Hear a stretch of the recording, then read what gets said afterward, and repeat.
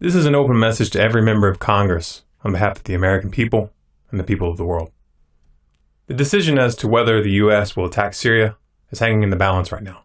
And officially, you're the ones who will make that decision. I'm sure you're well aware of the fact that the people don't support this war. 91% oppose it. And the people don't believe the official propaganda that John Kerry and the administration have been putting forward. No one's buying it. Of course, we the people are also aware of the fact that you don't really care. You don't take your marching orders from us. You're bought and paid for. We get that. So this message isn't intended to appeal to your sense of integrity or morality. It's intended to appeal to your sense of self-preservation. If you attack Syria, it will spark a full-fledged world war. Russia, China, Iran, and a number of other countries will be on the other side of that war. And Russia has already threatened to take it nuclear. This in itself is suicidal, not just politically, but literally. A study by the American Geophysical Union, released in 2006, found that even a small-scale regional war involving the use of 50 Hiroshima-sized bombs would send an estimated 5 million tons of soot into the atmosphere, which would produce a cooling of several degrees over large areas of North America and Eurasia, including most of the grain-growing regions. This temperature drop would last for over a decade, making agriculture impossible in much of the world, and it would therefore result in mass starvation. If you vote yes on the war with Syria, you're playing Russian roulette with the entire planet. Just to be clear though, you're not going to win this war.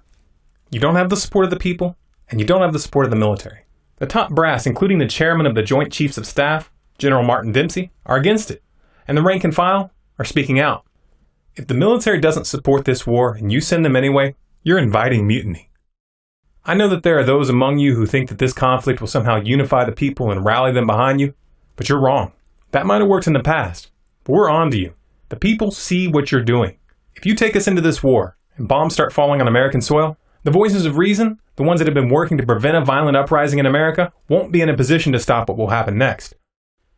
A poll conducted by the Farley Dickinson University in April of 2013 found that 29% of Americans now believe that, quote, an armed revolution may be necessary in order to protect our liberties, and 20% stated that they weren't sure.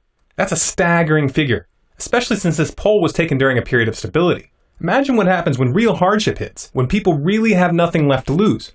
That's what a world war would bring us to. You really think that this police state apparatus that you've been building this past decade is going to protect you? Many of us, myself included, have been doing everything in our power to prevent a violent revolution.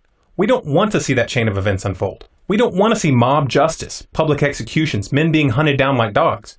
But history tells us that this is what happens when politicians take a country to war against the will of the people and against the will of the military.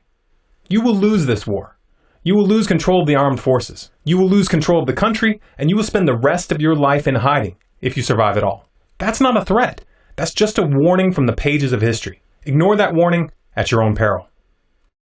If you want to stop this war, please share this video in every venue possible. Send it to your congressman via email, via Twitter, or call them up and paraphrase this message.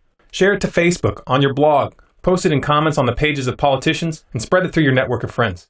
This is a pivot point in history. For once, we have the chance to stop an unthinkable tragedy before it unfolds. Failure is not an option. For more videos like this, subscribe to StormCloudsGathering on YouTube. For updates, bonus content, and to influence future videos, follow us on Facebook at facebook.com/StormCloudsGathering. Our Twitter handle is Collapse Updates, and our website is StormCloudsGathering.com.